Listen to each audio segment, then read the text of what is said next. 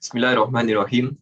Assalamualaikum warahmatullahi wabarakatuh, and good evening. Thank you everyone for being here this evening, and welcome to our 15th episode of More Than Just Money series, a series for anything that is Islamic finance related. My name is Azmi, and I'll be your host for tonight. Islamic Finance at Singapore, or IF@SG, is a community of scholars, finance professionals, and students in Islamic finance. What started out at a WhatsApp group has now become a society in the making, with a long-term goal to serve the Singaporean community through Islamic finance. Before I proceed further, I would like to remind everyone that we have prepared a Slido link for you to use to ask your questions. Link can be found in the chat section below. So the topic for today's More Than Just Money series is Financial Predicament to Enlightenment. And I am honored to have Brother Ibrahim Khan with us today to answer questions we have about this topic. Brother Ibrahim Khan is the co-founder of IslamicFinanceGuru.com, also known as IFG in short. IFG helps over 100,000 Muslims each month to make smart financial decisions, invest in halal investments, and find Islamic mortgages. Brother Ibrahim previously worked at a private equity venture fund lawyer in the city at a White Shoe US firm, before going full-time on IFG in February 2020. He is also an angel investor and partner at IFG.VC, which is an angel syndicate investing more than £5 million in 26 startups. Brother Ibrahim holds a Bachelor of Arts in Philosophy, Politics and Economics from University of Oxford, and Ijazah in the memorization of Quran from Egypt, and a Master of Arts in Islamic Banking and Finance from Markfield Institute. He is also a graduate of Alamiah program under the tutelage of Sheikh Akram Nadwi. Happy and honored to have you with us this evening, Brother Ibrahim. It's an absolute pleasure. All right, without further ado, shall we start with the first question? Yeah, let's do it. All right. So to start off, we know that Islamic Finance Guru started off in around 2015 and has grown exponentially ever since. Could you share with us the challenges, the setback you and your co-founder faced when you went through from there? Yeah, so it started back in 2015 as a blog alongside our corporate legal career. And the way we started it was essentially just as a labor of love, as a side hobby alongside our day jobs. And the thinking was that, we were experiencing and educating ourselves around Islamic investment and finance at the time. So I was doing my master's, I was doing my Alamiya degree, and Mohsin was doing his Islamic finance studies as well. And we realized very quickly that there wasn't really anything on the internet that was, that useful for us. There was some really academic stuff out there. There was some really basic, stuff out there that said this is halal, this is haram. But for anyone who was wanting a little bit more advanced stuff, but in a simple and practical way, there wasn't really anything there. So essentially, we started writing for ourselves, really. And you were asking about the challenges and the difficulties. I mean, I guess at the start there wasn't really any clear commercial intent behind what we were doing in any case. And for us, I think the big challenge at the start was just making sure that you keep going at it for a long period of time. And I feel like a lot of people, when they start something that eventually becomes much bigger, if you rewind the clock back, you find for most people there's about 3, 4, 5 years of hard work in the wilderness. And I guess for us it was about making sure that we were motivated and pushing ahead in the right direction. And then I think the other big thing is balancing and juggling IFG, especially in the later years when we get to 2018, 2019.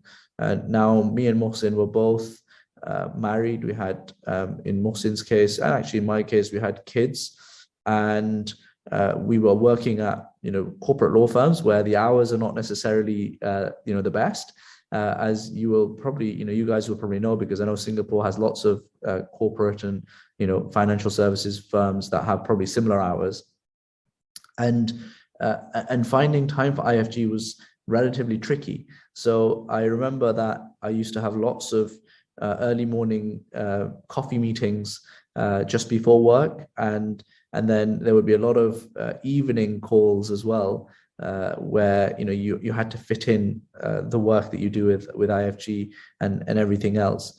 And I guess the final thing is, the reason why all of this work was sustainable for us and something that we could do was because we genuinely believed and still believe in the mission of what we're up to. Muslims across the world are at least 20% poorer than the rest of the world, and we want them to level up and get back to the level financial playing field.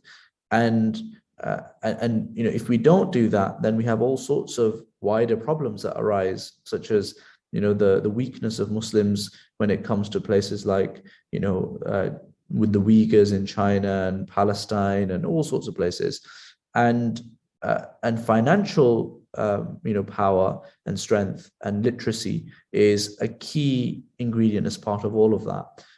So yeah, that's, I think, the driving force that kept us going. That's so good to hear that both you and your co-founder Mohsen is really passionate about Islamic finance, and eventually it carves out, or it manifests into this IFG as what we've seen today. And I think I can also see the passion from you and your co-founder carving out times out from your already very busy working day life, and finally for putting the effort and time into this IFG. And we can already see the results in today, where a lot of attention is given to IFG, and IFG is also giving a lot of advices about Islamic finance related. So you mentioned about you starting up in about 2015 and realized that Islamic finance, the interest in it kind of peaked around there, and the spotlight come around the 2008 financial crisis. So post 2015, there's also an increase in interest around fintech, around the new technology, around finance like blockchain and cryptocurrency. So with this interest around these new fintech and technologies, do you think that this interest complements the interest in Islamic finance, or do you think that the interest in crypto and blockchain kind of take away the interest that we see in Islamic finance from your experience? I don't think it's a competitor in the sense that it's one or the other. Islamic finance really is a fancy name for fiqh al-mu'amalat, the fiqh of buying and selling, and what Islam has to say about financial matters. And whatever new thing comes online in the finance world, such as, for example, cryptocurrency or various different kinds of fintechs, they are simply another asset class, or simply another vector that the Sharia needs to then be applied to. So with cryptocurrency, just like with many other asset classes, you have certain things that are perfectly permissible and acceptable, and then there are certain things that are quite challenging and problematic. But I actually think with cryptocurrency and the future of the finance world, more generally at a more systemic level, I actually think from an Islamic lens or a maqasid lens, in terms of the objectives of the Sharia, I think there's some really promising and interesting themes here that are particularly relevant, I think, for us.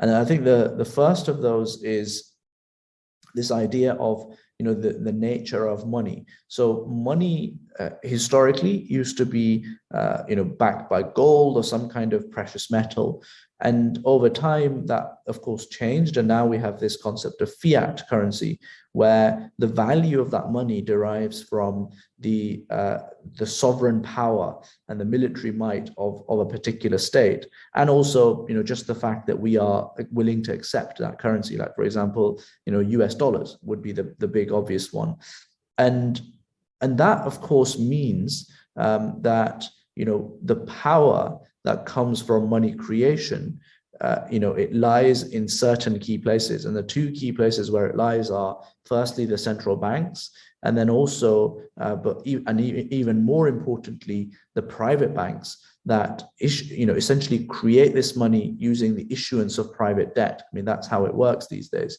And so, the nature of money is inextricably tied up with the nature of power and who actually controls the levers thereof. And so cryptocurrency coming along essentially opens a door to a decentralized way of conducting our financial affairs. The pipework of finance switches suddenly from a sovereign-backed fiat currency to potentially something that's owned by everyone and no one. Now, that of course has its own challenges, and they are to be explored. But the promise of taking money creation away from people that you probably don't trust and people that have interest at the heart of their business model to another parallel stream where interest and debt isn't at the heart any longer of money creation. That is really interesting. So I'm quite excited by it, and I think everyone in Islamic finance who is forward-looking is actually quite excited by it. Yes, I'm also looking forward to the different kind of technology that can complement what Islamic finance can offer to all of us Muslims around the world. So moving on to the next question, we have seen how you realize your passion for Islamic finance through the creation of IFG. So can you share with us what's your strategy at IFG? What's IFG's strategy to capture the interest and passion of Muslims to attract them to your websites? Yeah, I mean, look, Azmi, so our mission is we want to help make Muslims, get wealthier, get back to a level playing field. And at the heart of that, I think there's two key things. The first is we want to educate Muslims and actually equip them completely so that they're ready to get on top of their personal finances. And I think in that section, or in that first preliminary step, there is two key things. The first is making sure that you have the right knowledge about what you're doing so that you don't end up making costly mistakes. So for that, we have a whole range of free courses, free resources, comparison, analysis, and also paid courses as well. So we're going to be relaunching, hopefully in the next few weeks, our flagship course that we run. So watch out for that. And then the other key thing to get going is Islamic Wills. So making sure that you have a will, a wasiyah, written down somewhere that is legally binding and also is helpful for your inheritors to know exactly where your assets are as well.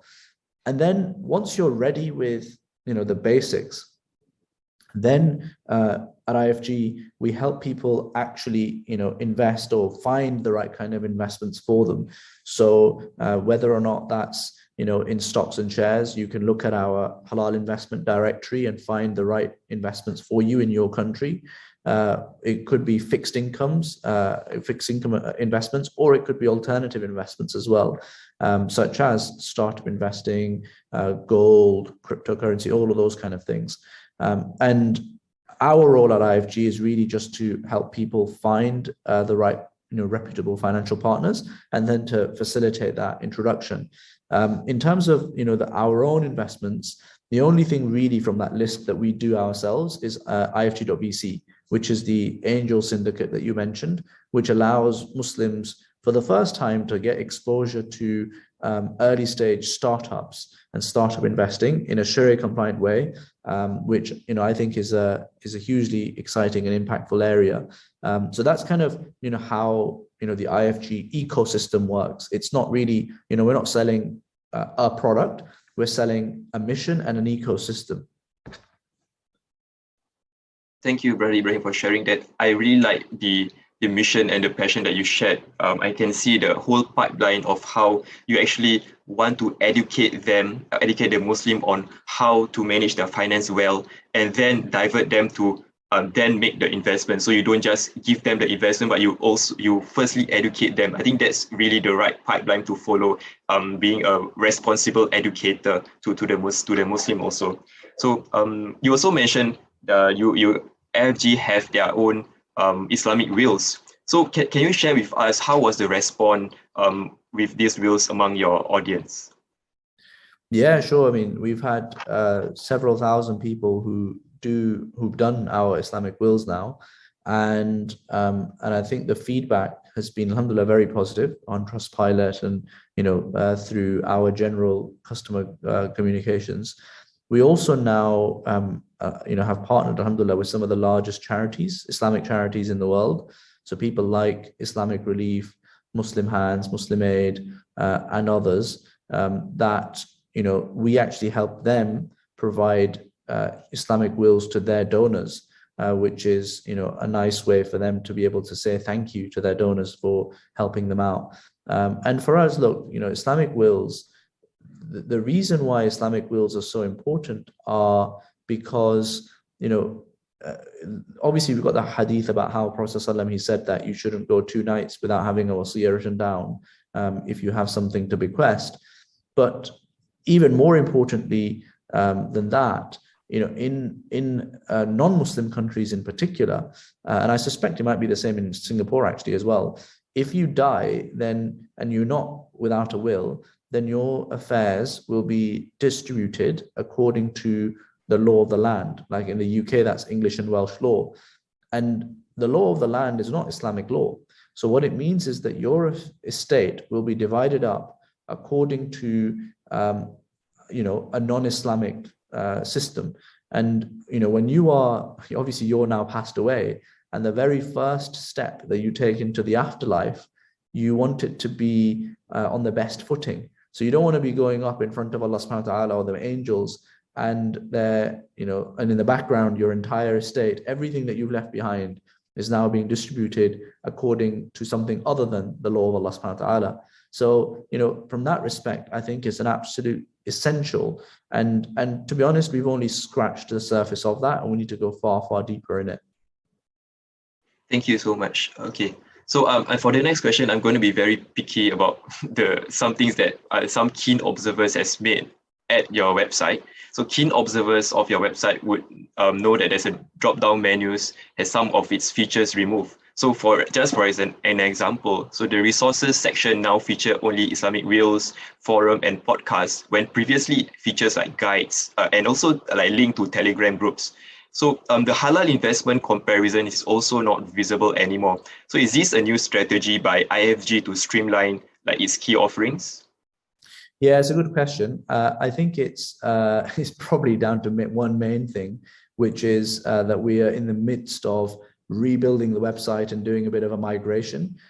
So because of that, we've had to do some tweaking to the website.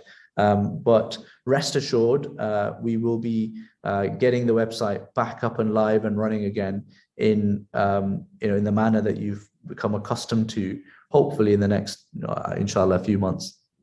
Inshallah, that's good to hear. I think I previously would refer to IFSG investment like alternatives and also those crypto lists that you guys made. And I think now we although we couldn't find a link direct to your crypto summary, but we have like a URL that I think I saved in one of my notes. Yeah, it all so works. I can just click. Yeah, it's all out there. But it's because of it's a technical reason. But yeah, it all works. That's good to know too.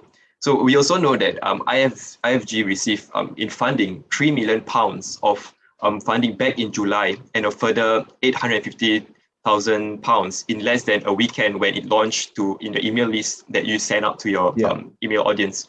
And while your base is kind of global, an article mentions that your primary focus is actually in the United Kingdom itself. So how would you envision IFG as a global source of reference for Muslims when it comes to financial matters in every corner of the world?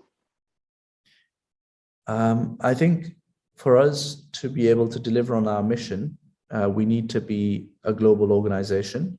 And actually, the majority of our audience these days is global. So whilst we have a very strong base in the UK, because we're based in the UK, actually a vast amount of our audience is abroad. And, for us, we will always, have inshallah, a connection to the UK, but as I said, for the mission to succeed, it's 100% necessary for us to go to, countries where there are lots of Muslims. Because if you're going to make Muslims wealthier, you need to go to places where Muslims are in order to do that. So it has to have an international outlook. Sorry, I was on mute. Okay, I think for the last structured question before we move on to Slido, so this is the last question before we move on to Slido. There are surely among our audience here who would like to start their own personal finance content blog or group or something similar to what IFG is doing, but on a bit smaller scale. So what would you have, do you have any advice for these kind of groups and people? Yeah, sure. I think it depends on what your objectives are with it. I think there's probably three obvious routes that you could go down. The first is, where you are establishing your own brand as an individual and as a leader in that particular field. So think of it like how many venture capital fund managers, they have their own Substack or their Twitter or their LinkedIn where they post things, and it's all about building a personal brand and getting people interested in you. So if that's the purpose of your blog, then obviously you should be cognizant of that, and you don't need to necessarily worry too much even about monetizing it, because you're just doing it for your own brand. So you need to work out, okay, what is my brand, and then those are the topics that I'm going to focus on. If it's more about like a content or media or community related business, or even not business, but just a website, then of course you need to focus a lot more on, what your particular audience is interested in. So, if you're talking about, I don't know, if you're based in, for example, Singapore, and then your particular context, your particular situation, and what Muslims are facing in that particular area would be the most relevant thing to talk about. And then I think if you're ultimately looking to build a proper business about it, then I think it needs to be much more than a blog. It needs to be, you need to have products and tech-based products as well in order for it to be large and scalable. And for that, you need to make sure that you have all the necessary ingredients that any, I think, successful startup would have. So the right team, the right kind of market, the right kind of product, the right kind of analysis, all of that stuff would need to be conducted if you go down that route. All right. I think the advice itself is quite useful for us as at IFS at SG, since we are quite a young startup and tries to educate the Islamic community over here about Islamic finance. And I think we will take all those points into consideration. I think it is okay with you. Can we go back one step back and go into this topic of investment? Just now, you previously mentioned that Muslims in general are 20% poorer than the rest of the people globally. And we always see IFG giving content about investments, about making more money, not more money, like making more barakah money with their wealth. Is there a time where you would say, okay, we have talked enough on investments, let's talk more about social finance, let's talk more about takaful or insurance? Or what do you have to say about that? I don't think those things are out of our remit. I think we focused a lot on investment, I think, because that's something we're good at, and also because we think it's highly impactful, and also, particularly in the UK, because they are available. Like, there isn't really much in terms of social finance or insurance available in the UK. Now, I suspect as we start venturing abroad, that may well change to some extent.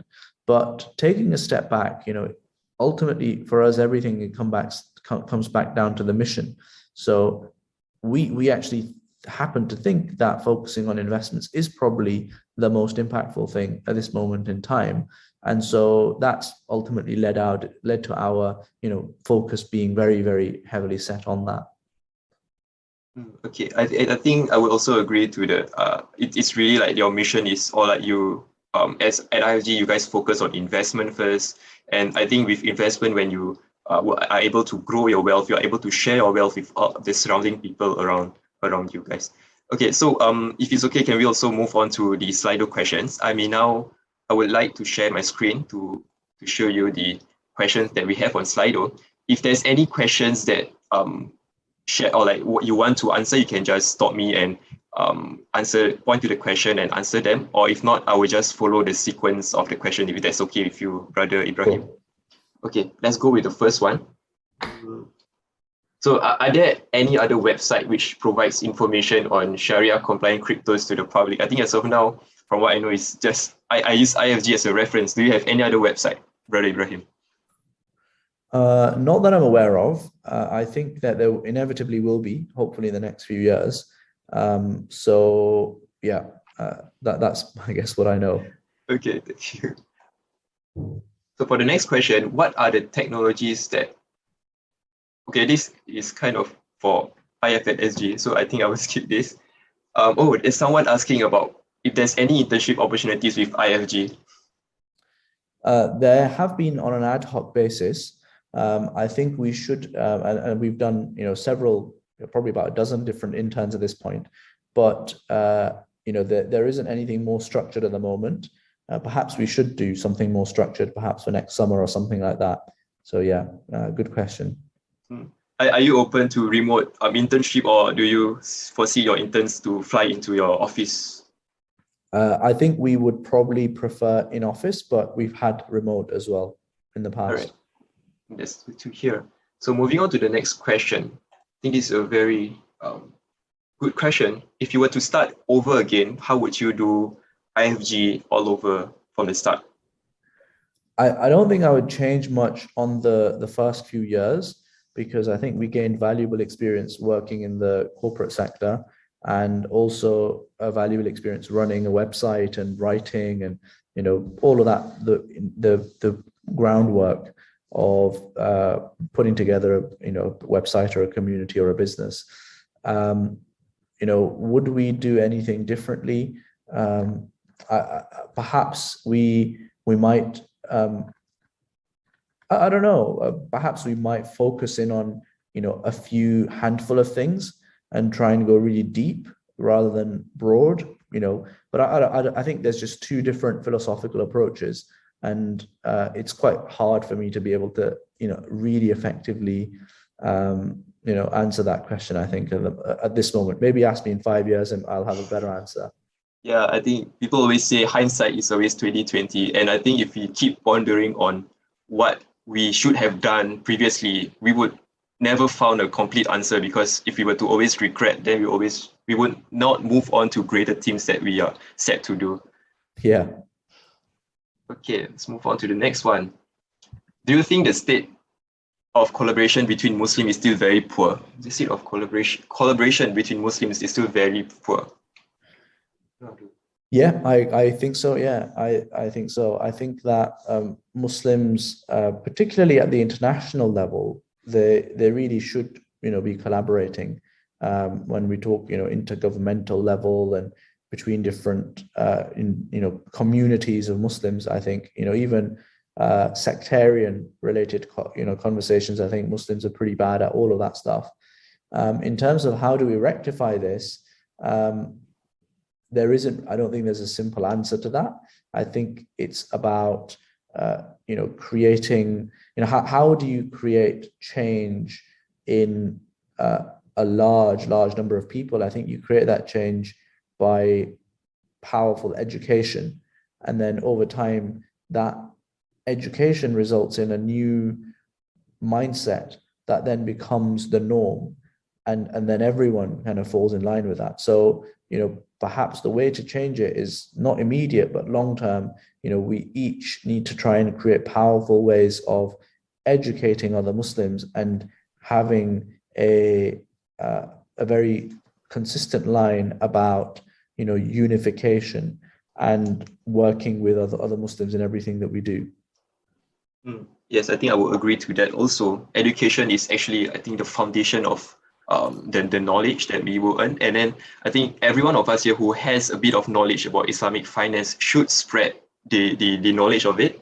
and share what you guys know, or share the reference that you see online with your friends and families, so that more and more people are aware of these schemes. And then I think in general we would see things would generally go better. So I think the next question is comparing between halal food and halal money. I would usually see this comparison. So what, according to your view, should Muslim be more worried about halal food and or compared to halal money? Both, they should be equally concerned about both, right? Because they are both a major sin. And you classify major sins as those things that are expressly prohibited within the Quran. And Allah subhanahu wa ta'ala, he says, la ta'kulu riba, and he also says, make sure that you are not eating lahmul khinzir, and also things that have been slaughtered on the names of other gods, and there's a list of things that you can't eat. So both of them are major sins, and there isn't really any rational justification for one being the focus over the other. Yes, I totally agree with you. There's also, like, I think if you eat the food that you buy from money that is haram, it is itself, is the food will in turn become haram, even although the nature of the food is halal. But because you purchase the food using money that is not halal, and itself will turn into a food that is not halal. So I think moving on to the next question, what about investment in Islamic Finance Guru? How should we approach it? So I think maybe you can share a bit more on your the Islamic IFG VC, or any other things relevant. Yeah, I mean, when you say investments in Islamic Finance Guru, it could mean a few different things. It could mean that you want to just, go onto the website, use the Halal investment directory, and find other investments. I mean, if that's the case, then you should just do that. Then the other question might be, well, can we invest in Islamic Finance Guru itself? And the answer to that is not right now. You could have done maybe 6 months ago when we had the fundraise, but not right now. And then the third question is, okay, do you guys actually offer any investment products yourself? And the answer to that is yes, and that's ifg.vc, as you mentioned. And all you have to do is just go on the ifg.vc website, which is literally ifg.vc, and you'll be able to see all of the information there, and you can sign up there as well. In fact, I know that go through the process. It might not be right for everyone, and you need to be sophisticated or high net worth investor, and you need to adhere to certain criteria. But what I will do is I'll share my referral code. I actually can't remember off the top of my head if we are accepting people from Singapore at this moment in time because of regulatory reasons. But in any case, I've shared with you the referral code because it's an invite only community. So you'll need that to get in. Well, okay. So this referral code would helps us get inside the accredited investors group, although we are not. No. The referral code gets you inside, the application form, but you still need to meet the various different criteria. Okay. Thanks for clarifying. Okay, moving on to the next question. How should one approach personal finance from an Islamic perspective? Should we prioritize investments or insurance? I don't know if that's one or the other.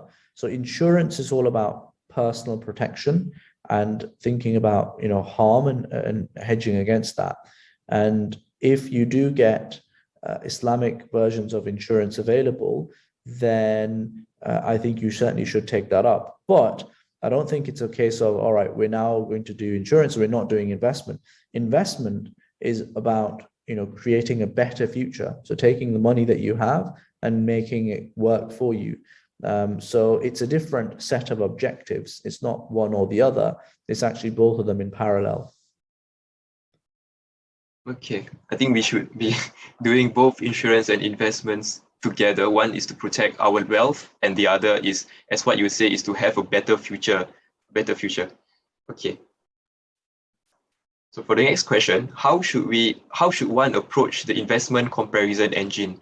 I don't know about this investment comparison engine. Are you familiar, Brother Ibrahim, with what investment comparison engine is? Yeah, I think they're talking about the Halal investment table. So It's the IslamicFinanceGuru.com/halal investments. So I've shared the link there that I think that they're referring to. The way to approach it, I think, is really that you just look at the options, compare away in terms of what you think is most appropriate for you. It's quite self-explanatory, really to use. And make sure that you diversify your investments. Don't just choose one thing. Try and choose multiple things. So yeah, that's kind of how I would think about approaching it. All right. Okay. Next question. Will you be expanding to other countries? Yeah. Okay. Do you have is it a coming plan, or would you like to share a bit of the plans? I don't know what countries yet, and I don't know when, but we definitely, the intention is there. Okay. That's good to hear. Hopefully Singapore is one of your lists, although I think the labor cost here is quite high comparatively to other neighboring Southeast Asian countries.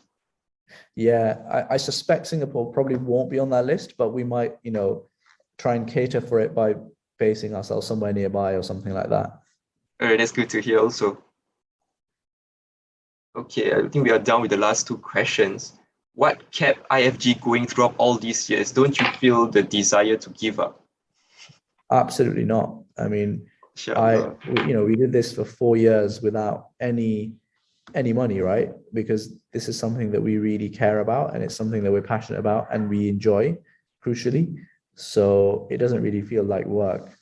And I hope that we are we have istiqamah on the path as well, and we don't have any desire to give up anytime soon.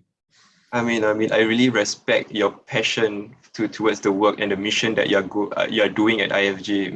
May you find the barakah and the blessings in your work, and may it be something that you really benefit from this in the hereafter also. Ameen. Okay, I think for the last question, I think it's a nice wrap-up question for the evening. So how would you explain Islamic finance to someone new or to a non-Muslim? Islamic finance is the Islamic ethos towards all of your money matters, financial affairs, and investment. And it essentially means that you have to follow a set of rules that mean that certain unethical, unfair, unjust practices are prohibited. And in other words, your financial actions and activities are contributing towards creating a better world. In a nutshell, that's fairer and good for you, and also good for the people around you and the environment as well. And specifically, there are a few key prohibitions. So there's a prohibition on interest, there's a prohibition on gambling, and then there's a prohibition on excessive risk taking as well. So those are the key things that you should try and avoid. Of course, it gets much more technical than that, but that's a really simple introduction. Thank you for that, Brother Ibrahim. I'm looking at the Slido. I think we received one more question. Is it okay if we do this question? Yeah, sure. Okay. Yeah, I think people are misrepresenting the Forex. I mean, I don't think there is any such thing as Islamic Forex. I think Islamic crypto, there can be such a thing.